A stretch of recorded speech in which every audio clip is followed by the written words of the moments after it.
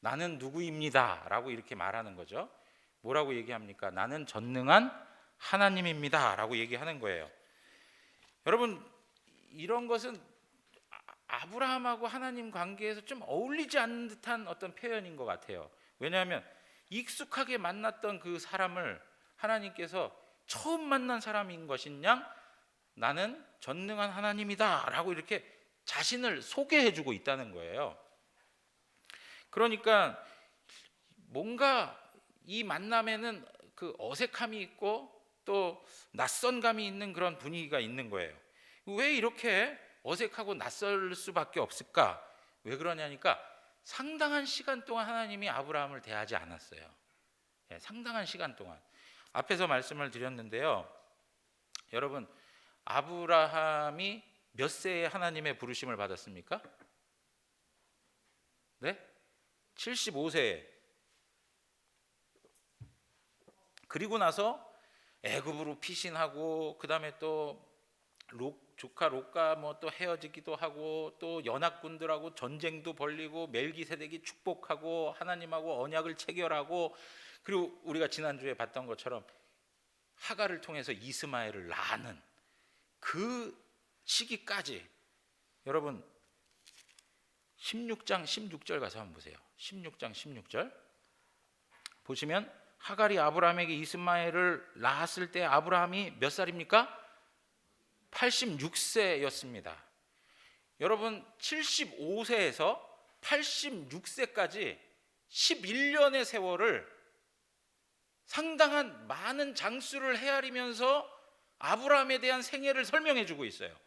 12장, 13장, 14장, 15장, 16장까지 그렇게 설명을 해주고 있어요. 그런데 여러분 16장 16절과 17장 1절 사이에는 몇 년의 세월이 담겨 있어요? 16절에서는 86세였고 17장 1절에서는 99세니까 13년의 세월이 공백 기간으로 있어요. 13년의 세월, 11년의 세월도 5장에 걸쳐서 할애했던 그 하나님의 계시가 지금 한 절 사이에 13년이라고 하는 세월이 비어 있어요. 하나님께서 아브라함에게 나타나지 않으신 거예요. 하나님께서 아브라함에게 침묵하신 거예요. 여러분, 우리가 신앙하면서 가장 어려운 때가 언제냐면 하나님이 침묵하실 때예요. 하나님 살아계신 하나님이라고 얘기하고 하나님께서 역사하시는 하나님이라고 얘기하는데 하나님이 없는 것 같아요. 하나님의 부재를 느껴요.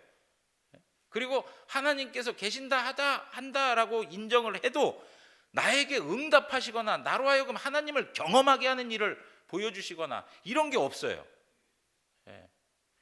그래서 많은 성경의 저자들도 그렇고 믿음의 사람들이 뭐라고 얘기했냐면 하나님 침묵하지 마십시오. 하나님 잠잠하지 마십시오. 조용하지 마십시오. 제발 좀 응답하십시오 라고 하나님 앞에서 막 떼를 쓰고 했던 것들도 많아요.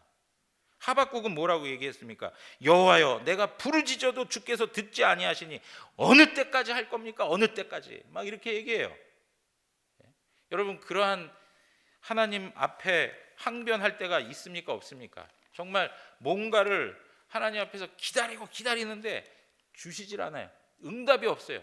침묵만 하고 계세요. 하나님 내가 이래야 됩니까? 저래야 됩니까? 해도 하나님께서 말씀이 없으셔요. 오늘 보니까 이러한 상황 속에서 아브라함도 사실은 굉장히 많은 어려운 과정들을 거쳐간 거예요. 그런데 이 13년의 세월을 통해서 하나님께서는 사실은 뭐예요? 아브라함에게 유익되게 하기 위해서 하나님이 침묵하신 거예요.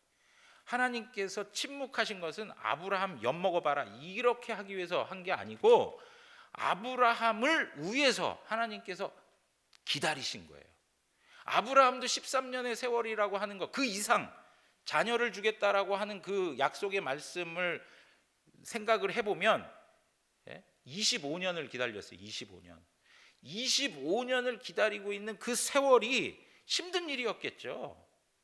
그렇지만 하나님도 그 세월을 기다리는 것, 그게 하나님이 마음 편해가지고 기다리셨을까? 하나님께서 어떻게 하세요? 그 과정을 통해서 아브라함에게 주시고자 하는 유익이 있었다는 거예요. 그게 뭐냐? 바로 첫째는 하나님을 깨닫게 해주기 위해서, 하나님을 알 수 있도록 해주기 위해서, 하나님이 어떤 분인가를 깨달을 수 있도록 그 시간을 두시는 거예요. 또 하나는 뭔지 아세요?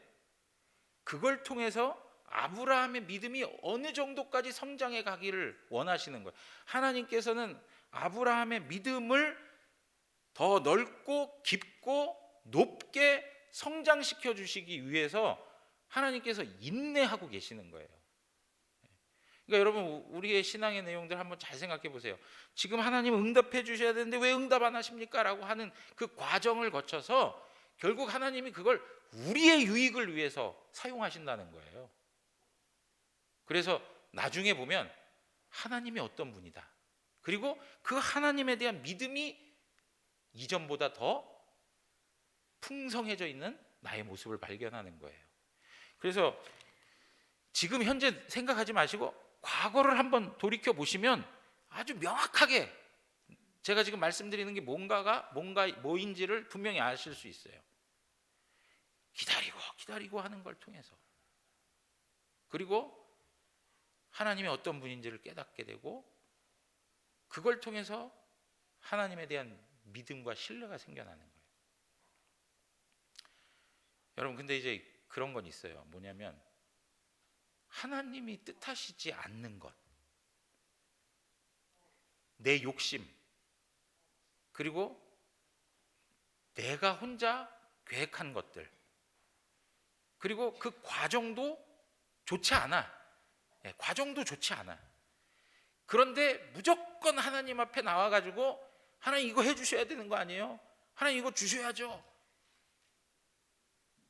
그리고 나서 그거 안 주시면 또 삐져가지고 뭐 하나님이 계시는 등 뭐 안 계시는 등 뭐 여러 가지 소리들 하고 막 이런단 말이에요, 우리가. 그런데 제가 말씀드리는 건 그거예요. 하나님이 뜻하시고 하나님이 원하시는 것에 대해서, 그리고 하나님 앞에서 그 과정을 하나님의 방식대로 짊어지고 가는 사람에 대해서 하나님 그렇게 역사하신다는 거예요. 그냥 내 욕심, 내 탐욕을 채우기 위한 것들을 가지고 하나님 앞에 구하고 하나님하고 하나님의 뜻과는 전혀 관계없이 나의 어떤 그 고집스러운 마음들만 표하는 방식, 그리고 평상시의 경건이 하나님하고는 아무 관계가 없어요. 그런데 오로지 그냥 내 복을 위해서만 간구하고 했다가 안 해주시면 뭐 이런 하나님이 있냐고, 저런 하나님이 있냐고. 여러분, 그게 우리의 연약함이에요. 여러분, 그래서요, 여기에서 지금 말씀하고 있는 내용은 뭐냐면 결국에는 하나님이 뜻하시고 약속하신 것에 대하여 우리에게 지금 설명해 가고 있는 거예요. 여러분, 하나님께서 침묵하시는 것, 이것은 우리에게 관심이 없어서도 아니고 그 상황을 몰라서도 아니에요. 하나님은 그 누구보다도 우리 속사정을 잘 아시고 우리의 상황을 잘 아시는 분이에요. 그런데 하나님 왜 이렇게 기다리시고 왜 하나님께서 즉시 응답하지 않으시는가? 마치 앞에서 말씀드린 것처럼 우리의 신앙의 유익을 위해서 그렇다는 거죠. 마치 밥을 잘 짓기 위해서 뜸을 들이는 것과 같은 그러한 일들을 하나님께서 행하신다라고 하는 겁니다. 그런데 여러분, 오늘 하나님께서 13년 만에 나타나가지고 나는 전능한 하나님이다, 너는 내 앞에서 행하여 완전하라, 그렇게 얘기해요. 여러분, 하나님께서 전능한 하나님이다 라고 이야기하는 그것은 아브라함이 전능한 하나님에 대한 신뢰가 없었다는 것을 말해주고 있는 거예요. 전능하신 하나님에 대한 신뢰, 하나님께서 약속하신 그 모든 일들이 하나님의 방식대로 이루어질 것을 믿고 의지하면서 기다려야 하는데 그러지 못했다는 거예요. 그러지 못한 증거가 뭡니까? 롯이나 아니면 엘리에셀을 등장시켜 가지고 하나님 이들에게 축복해 주세요. 이들이 내 상속자입니다 라고 얘기해요. 근데 하나님께서 뭐라고 그러십니까? 야 아브라함아 정신 차려. 내 몸에서 날 자가 상속자가 돼. 응? 그냥 양자 데려다가 놓고 상속자 해주십시오. 아니고 너의 몸에서 날 자가 상속자가 되는 거야 라고 가르쳐 주세요. 그런데 세월이 또 흘러가요. 점점 악조건으로 가는 거죠. 아이를 낳을 수 없는 조건이 되는 거죠. 그러니까 사례가 지난주에 우리가 말씀을 봤던 것처럼 어떻게 해요? 자기의 여종 하갈을 통해서 아이를 낳읍시다. 이것도 당신 몸에서 나는 자식 아닙니까? 당신 혈통을 통해 나는 자식 아닙니까? 라고 얘기를 해요. 근데 여러분 그것을 하나님께서 기뻐하지 않으셨단 말이에요. 내 몸에서 날짜라고 하는 말, 여러분 이 단어를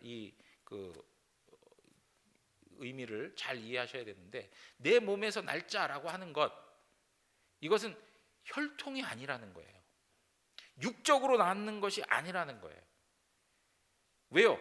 내 몸에서 날짜가 된다라고 한다면 이스마엘도 포함할 수 있는 거예요. 그러나 이스마엘이 제외된다라는 그 사실을 통해서 우리에게 확신시켜 주는 것은 뭔가 특별한 의미에서의 상속자라는 거예요. 그것은 영적인 거예요. 그것은 하나님이 내셔야만 하는 그런 존재라는 거예요. 우리가 만들어내거나 우리가 노력해서 이룰 수 있는 존재가 아니고 하나님이 만들어내시는, 하나님이 허락하시는 그러한 이가 상속자가 될 것이다 라고 말씀하고 있는 것입니다. 여러분 오늘 본문 말씀 2절 가서 보시면 내가 내 언약을 나와 너 사이에 두겠다라고 말씀을 하세요. 내 언약을 나와 너 사이에 두겠다. 여러분 13년 훨씬 전에 언약을 체결했어요. 지금 27장에 와서 언약을 체결하겠다는 얘기가 아니에요. 13년 훨씬 전에 언약을 체결했는데 13년 동안 하나님께서 침묵하셨어요. 그리고 나서 아브라함에게 확신시켜 주는 거예요. 뭐예요? 너와 내가 맺었던 그 언약은 아직도 유효하다라고 하는 거예요.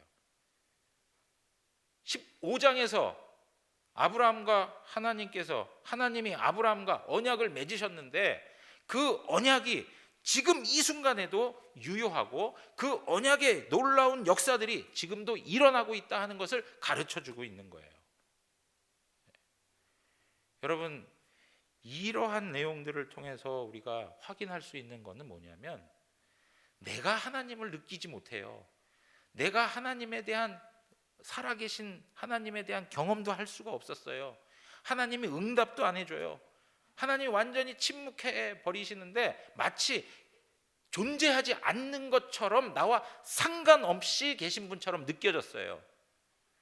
그럼에도 불구하고 그 오랜 세월이 지났음에도 불구하고 하나님께서는 아브라함하고 약속하신 그 약속을 잊지 않으셨다는 거예요. 사람은 잊을 수 있고 사람은 그것들을 소홀히 다룰 수 있는데 하나님께서는 잊지 않으시겠다는 거예요. 여러분 어느 정도로 잊지 않으셨습니까? 13년이 문제입니까? 몇 년까지요? 그 뒤에 보면 400년 세월을 이스라엘 백성들이 애굽 땅에 머물러 있는데 그 가운데에서도 하나님께서 아브라함과 이삭과 야곱과 맺은 언약을 기억하여 그들을 구원해 내시더라는 거죠. 하나님께서 언약의 하나님으로 조금도 쉬신 적이 없으세요. 일을 놓고 중단한 적이 없으세요. 항상 언약의 하나님으로 함께 하시는 분이세요. 그래서 언약의 관계가 지속된다는 것을 알려주면서 4절에 뭐라고 얘기하냐면 이렇게 얘기해요. 보라, 내 언약이 너와 함께 있겠다라고 얘기해요. 그러면서요, 그 아브라함에게 이름을 바꾸라고 해요. 아브라함에게 뭐라고 바꾸죠? 열국의 아비라고 하는 아브라함으로 이름을 바꾸라고 그래요.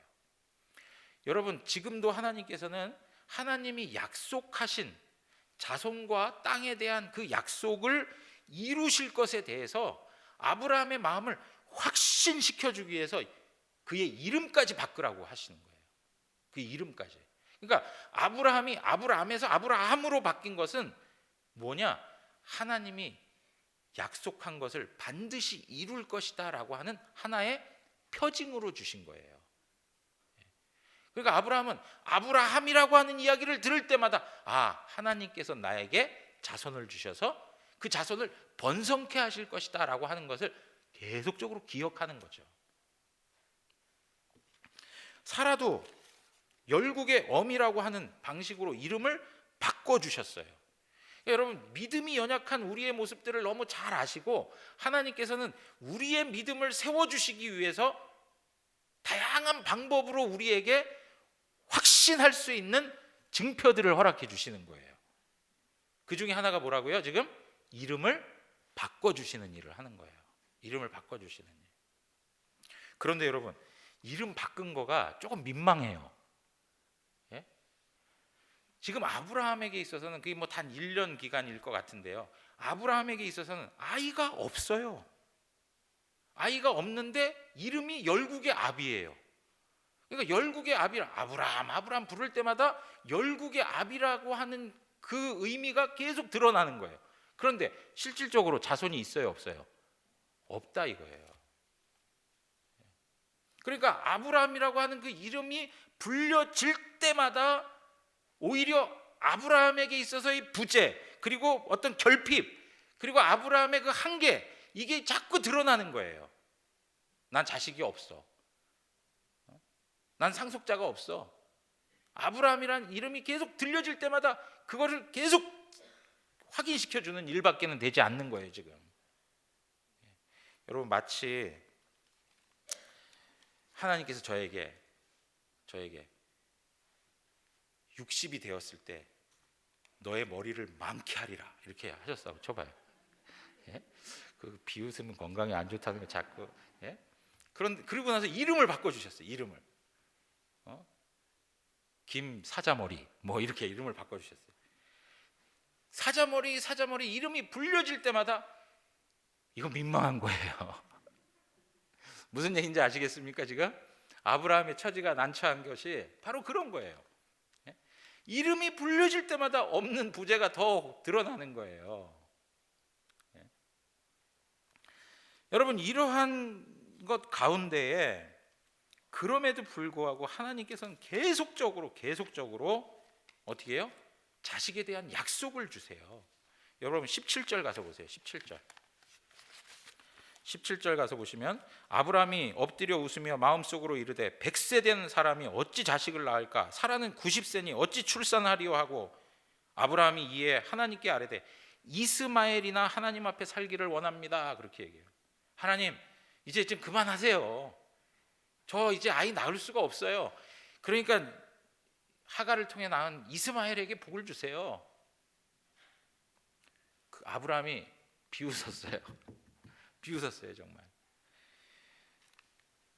그러니까 하나님께서 아브라함에게 또 얘기하세요. 19절. 아브라함이 이르시되 아니라 내 아내 사라가 네게 아들을 낳으리니 너는 그 이름을 뭐라고요? 이삭이라 하라. 내가 그와 내 언약을 세우리니 그의 후손에게 영원한 언약이 되리라. 그렇게 얘기해요. 여러분, 하나님 참 대단하신 게 뭐냐면 아브라함은 계속 아니라고 스스로 부정하고 하는데 하나님께서는 아브라함에게 다가서서 어떻게 하시냐? 이름까지 이제 지어주는 거예요. 전에는 이름까지 얘기 안 했잖아요. 근데 이제 시간이 가면서 이름을 알려주시는 거예요. 내 몸에서 날자. 하갈을 통해서 난 자 말고 내 몸에서 날자. 그건 뭐라고요? 앞에서 얘기했죠. 하나님이 내신 자. 영적인 측면에 하나님이 허락해 주시는 자. 그 이야기를 내 몸에서 날자라고 하는 그 의미를 가지고 있다는 거 기억하셔야 되는 거예요. 자, 그런데 여러분 보세요. 이것이 18장으로 가서 보면 계속 나와요. 마물의 상수리 나무들이 있는 곳에서 아브라함이 여호와 하나님을 만나요. 아브라함이 보니까 세 사람이 모였다는 거예요. 거기에 하나님이 한 분 계시고 뭐 천사들이 있고 해서 셋으로 보였는지 모르지만 아무튼 세 사람이 모여서 그들에게 물과 떡과 기름진 송아지를 잡아서 요리해가지고 젖과 우유를 대접해 드렸어요. 그랬더니 그들이 아브라함에게 이렇게 얘기하는 거예요. 자, 9절에서 11절 말씀을 이제 볼 텐데요. 그들이 아브라함에게 이르되 내 아내 사라가 어디 있느냐 대답하되 장막에 있나이다. 그가 이르시되 내년 이맘때 내가 반드시 내게로 돌아오리니 내 아내 사라에게 아들이 있으리라. 그렇게 얘기해요. 내년 이맘때에 내가 다시 돌아올 건데 그때에 너의 아내에게 아이가 생길 거야 라고 얘기해요. 여러분, 이게 참 기가 막힌 일 아닙니까? 그러면서 이제 11절에 가서 보시면 이렇게 얘기해요. 아브라함과 사라는 나이가 많아 늙었고 사라에게는 여성의 생리가 끊어졌다. 아브라함과 사라가 나이가 많아서 이제 완전히 늙어버렸고 사라에게 있어서는 여성의 생리가 끊어졌다. 더 이상은 아이를 낳을 수 없는 상태, 완벽하게 아이를 낳을 수 없는 상태, 그 상태가 되었다는 것을 확인시켜주고 있어요. 여러분 보세요. 아브라함과 사라가 무엇을 보고 이야기하는 겁니까? 자신들이 놓여있는 지금 상태, 상황, 그것을 보고 이야기하는 거예요. 그들이 진단한 것이 헛된 것이 아니었어요. 잘못된 게 아니었어요. 정확히 진단했어요. 아이를 낳을 수 없는 그런 상황이었어요. 그래서 하나님 앞에 저희 못합니다 하고 계속 이야기하는 거예요. 그런데 하나님은 가면 갈수록 더해요. 야, 아들을 낳을 거야 라고 얘기했다가 조금 또 지나서는 이제 그 아들 이름이 이삭이야 라고 얘기했다가 그리고 나서 또 나타나셔가지고 이맘때에, 내년 이맘때에 너희가 아들이 있을 거야 라고 얘기해요. 점점점 하나님은 더 확신 있는 방향으로 몰고 가시는데 점점점 아브라함과 사라는 더 계속적으로 불가능한 부정적인 태도로 가고 있는 거예요. 여러분, 이러한 방식이 계속되는 것 가운데에서 아브라함이 자녀를 얻게 되면 그건 정말 누가 주신 거예요? 예? 하나님이 주신 거예요. 기적으로 얻은 거예요. 자기의 능력과 자신들이 가지고 있는 조건 안에서 만들어낸 거라고 할 말이 없어요. 완벽하게 불가능한, 아이를 낳을 수 없는 완전한 상태가 되어버린 거예요. 그러니까 사라도 그 이야기를 곁에서 듣고 이야기합니다. 18장 12절에 우리 다 같이 한번 읽겠습니다. 시작. 사라가 속으로 웃고 이르되 내가 노쇠하였고 내 주인도 늙었으니 내게 무슨. 사라가 속으로 웃고 내가 노쇠하였고 내 주인도 늙었는데 무슨 즐거움이 있겠냐, 안 된다 하는 것을 이야기하죠. 사랑하는 성도 여러분, 우리가 하나님 앞에서 가지고 있는 신앙의 반응이 혹 이러지 않습니까? 매일매일 살아가면서 항상 우리는 우리의 가지고 있는 조건과 상황과 내 실력의 한계, 나의 부족함, 결핍, 이런 것 때문에 안 된다 하는 이유만 달고 살아요. 하나님의 선하신 뜻이 우리 가운데 있다는 것을 알면서도 우리는 안 된다 하는 것만을 가지고 결론 내어서 살아가고 있어요. 안 될 조건이 수만 가지예요. 여러분, 이 모습이 누구의 모습하고 같습니까? 출애굽하고 나서 가나안 땅을 정탐하고 돌아왔는데요, 10명이 우리는 그곳에 있는 사람들에 비하면 메뚜기에 불과합니다. 우린 들어갈 수가 없습니다. 우린 전혀 들어갈 수 없습니다. 그래가지고 그 부정적인 그 먹구름이 그 백성들 가운데 가득 껴가지고 막 원망하고 불평하면서 우리를 죽일 데가 없어서 광야로 끌고 나와서 죽이려고 작정을 했냐 막 하면서 하나님 원망하지 않습니까? 우리를 광야까지 끌고 와서 죽일 게 뭐냐, 그냥 차라리 애굽에서 살다 죽게 내버려 두지, 차라리 애굽에 있었던 게 좋았어. 하나님께서 그 이야기를 들으시고 가나안 땅에 그 1세대는 들어가지 못하게 만드셨어요. 여러분, 끊임없이 부정적인 태도만을 가지고 있어요. 그런데 그때 두 사람 갈렙과 여호수아가 어떠합니까? 하나님이 뜻하시고 하나님이 우리 가운데 행하시면 우린 반드시 그것을 취할 수 있습니다. 하나님의 전능하심을 믿고 의지하면서 가는 거예요. 여러분 13절 오늘 말씀 18장 13절 가면 여호와께서 아브라함에게 이르시되 사라가 왜 웃으며 이르기를 내가 늙었거늘 어떻게 아들을 낳으리요? 어떻게 아들을 낳습니까? 뭘 어떻게 해야 아들을 낳는다고 그러냐? 우리는 늘 그렇지 않습니까? 어떻게 해야 문제가 해결될 수 있습니까? 어떻게 해야 이곳에서 벗어날 수 있습니까? 어떻게 해야 답답한 거예요, 우리의 한계가. 그런데 하나님께서 뭐 얘기하시는 거예요? 하나님의 능력으로라는 거예요. 하나님의 능력으로. 자, 14절 가서 보세요. 14절에 한번 다 같이 읽겠습니다. 여호와께서 능하지 못한 일이 있겠느냐? 기한이 이를 때 내가 내게로 돌아오리니 사라에게 아들이 있으리라. 여러분 보세요. 여기서 여호와께서 능하지 못한 일이 있겠느냐 이렇게 얘기해요. 여호와께서 능하지 못한 일이 있겠느냐. 여러분 뭐가 생각나야 돼요 지금? 네? 창세기 17장 우리가 오늘 보는 본문 1절에서 하나님께서 아브라함에게 나타나셔서 하신 자기소개의 말 뭡니까? 전능한 하나님이다. 나는 전능한 하나님이다. 나는 전능한 하나님이다 라고 아브라함에게 자신을 계시하셨고 그 계시해 주신 대로 하나님이 약속한 대로 하나님께서 능하지 못한 일이 없다는 것을 확인시켜 주시죠. 이게 여호와는 전능하신 하나님이다 라고 하는 거예요. 어떻게 아들을 낳을 수 있습니까? 라고 하는 답이 뭔지 아십니까? 전능한 하나님이시다 라고 하는 거예요. 여러분 여기서 엘샤다이 전능한 하나님에 대한 내용은 하나님 혼자 하나님께서 이 천지 만물을 창조하실 때 하나님 전능하신 하나님이다, 엘샤다이 하나님이다 이러한 표현으로 우리에게 계시하지 않아요.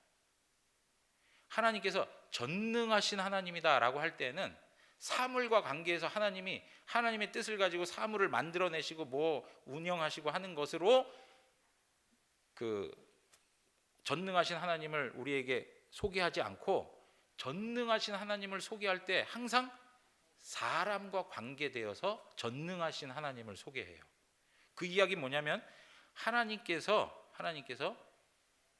자기 자신이 전능하심을 나타내 보이실 때에 언약 백성들과의 관계 속에서 하나님이 전능하신 하나님이라는 것을 설명해 주신다는 거예요. 왜 그러냐? 우리는 하나님의 전능하심을 믿지 못할 위기와 연약한 믿음을 가질 때가 참 많아요. 그래서 하나님께서 그 언약 백성들을 대하실 때마다 전능한 하나님으로 설명하는 거예요. 그러니까 엘샤다이라고 하는 이 단어가 나올 때는 항상 무엇을 생각해야 된다고요? 언약 백성과의 관계 속에서 하나님이 전능한 하나님이라는 거예요. 그건 무엇이냐? 그 백성들을 구원하실 수 있는 능력 있는 하나님, 그 백성들에게 하나님의 나라를 줄 수 있는 능력 있는 하나님, 그 백성들을 죽었다가 다시 살리실 수 있는 능력의 하나님, 전능하신 하나님이라는 것을 그런 방식으로 설명해 주고 있어요, 성경은. 사랑하는 성도 여러분, 그래서 결론이 뭐였습니까? 아까 어린이 설교 때 같이 말씀 읽었어요. 창세기 21장 1절에서 3절에 보면 여호와께서 말씀하신 대로 사라를 돌보셨고 여호와께서 말씀하신 대로 사라에게 행하셨고 사라가 임신하고 하나님이 말씀하신 시기가 되어서 아들을 낳았다. 어떻게 이게 가능한 겁니까? 하나님은 전능하신 하나님이시다. 하나님은 전능하신 하나님이시다. 여러분, 하나님이 전능하신데 그 전능하심이 가장 결정적으로 나타난 게 뭔지 아세요? 그것이 우리를 구원하기 위한, 우리를 구속하기 위한 하나님의 구원 역사 속에 나타나요. 자, 누가복음 1장을 그냥 펴놓으세요. 누가복음 1장.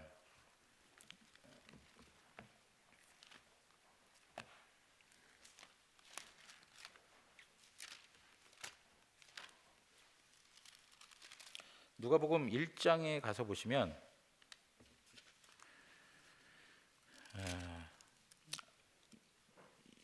천사가 사가랴에게 가가지고요, 18절부터 이렇게 얘기해요. 사가랴에게 가가지고 너가 아이를 가질 거야. 그러니까 사가랴가 뭐라 그러냐면 내가 늙고 아내도 나이가 많습니다. 그렇게 얘기해요. 여러분, 누구하고 똑같은 말을 하고 있어요? 아브라함하고 사라가 했던 말을 똑같이 하고 있어요. 그랬더니 20절에 가서 보면 뭐라 그래요? 보라, 이 일이 되는 날까지 내가 말 못하는 자가 되어 능히 말을 못하리니 이는 내가 내 말을 믿지 아니함이거니와 때가 이르면 내 말이 어떻게 된다고요? 예, 이루어지리라. 그렇게 얘기했어요. 그래서 그 후에 24절에 가서 보시면 엘리사벳이 어떻게 됐어요? 잉태하였다라고 말씀하고 있어요. 엘리사벳이 잉태하였다라고 얘기해요. 자, 세례 요한이 태어날 때에도 불가능한 상태에서 지금 태어났어요. 그런데 더 기가 막힌 건 뭐예요? 처녀가 잉태하게 되었다는 거예요. 천사가 마리아에게 가가지고 이야기를 해요. 마리아에게 가서 뭐라고 얘기합니까? 34절에 가서 보세요. 34절. 마리아가 천사에게 말하되 나는 남자를 알지 못하니 어찌 이 일이 있습니까? 너가 아이를 낳을 거야 라고 했는데 어떻게 내가 아이를 낳을 수 있습니까? 내가 남자를 알지 못하는데요 라고 얘기하니까 35절에 천사가 대답하여 이르되 성령이 내게 임하시고 지극히 높으신 이의 능력이 너를 덮으신다 라고 얘기해요. 하나님의 전능하심이, 하나님의 능력이 너의 모든 것을 덮어서 처녀가 잉태하도록 하시겠다는 거예요. 그리고 나서요, 뭐라고 얘기하느냐면 그 36절에 보면 엘리사벳도 늙어서 아들을 배웠는데 본래 임신하지 못한다고 알려진 이가 몇 달이 됐다고요? 임신한 지가 6달째가 되었다는 거예요. 그리고 나서요, 이 마리아가 엘리사벳을 방문합니다. 방문을 하면서 서로 나눈 대화 속에 뭐라고 나오냐면 37절부터 먼저 보죠. 37절 뭐라고 얘기하죠? 대저 하나님의 모든 말씀은 능하지 못하심이 없느니라. 하나님의 말씀은 불가능한 것이 없다라고 얘기해요. 그러고 나서 45절에 엘리사벳이 마리아를 보고 하는 말이에요. 45절 한번 다 같이 읽겠습니다. 주께서 하신 말씀이 반드시 이루어지리라고 믿은 그 여자에게 복이 있도다. 아멘. 주께서 하신 말씀이 반드시 이루어지리라고 믿은 그 여자에게 복이 있다라고 얘기해요. 사랑하는 성도 여러분, 예수 그리스도가 태어나심도 하나님의 전능하심으로 가능하게 하신 거예요.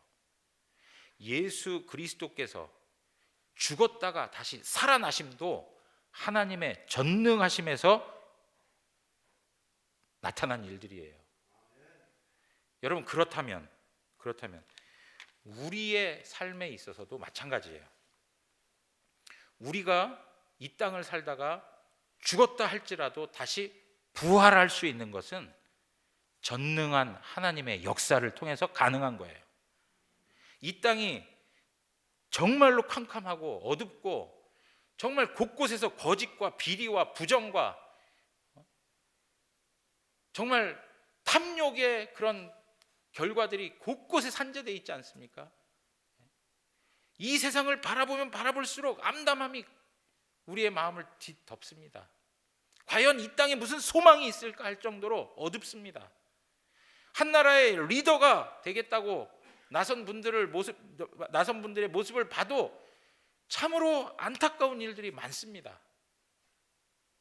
그럼에도 불구하고 우리가 하나님의 나라를 소망할 수 있는 이유가 뭐냐? 하나님께서 우리에게 약속하신 새 하늘과 새 땅을 바라보고 살아갈 수 있는 그 근거가 뭐냐? 그것은 바로 하나님의 전능하심 때문입니다. 하나님의 전능하심 때문에 우리가 상상할 수 없는 그 일들을 하나님이 만들어 내시는 거예요. 우리가 죽었다가 다시 살아나는 게 믿겨집니까? 예수 그리스도가 이 땅에 다시 오셔서 이 모든 세상을 심판하시고 하나님의 영원한 나라 새하늘과 새 땅을 이루시고 하나님의 백성들과 영원히 영생할 것이다 라고 하는 그 복된 약속의 말씀이 믿겨집니까? 사실 믿겨지지 않을 때가 얼마나 많습니까? 그러나 분명한 건 뭐냐면 우리 하나님 전능하신 하나님이라는 거예요. 전능하신 하나님, 그분이 이루세요. 여러분, 하나님이시니까 전능하신 거죠. 어떻게 그런 일이 하나님이니까 할 수 있는 거죠. 전능하신 하나님이니까 가능한 거죠. 그렇지 아니하신 분을 우리가 그럼 믿을 이유가 뭐가 있습니까?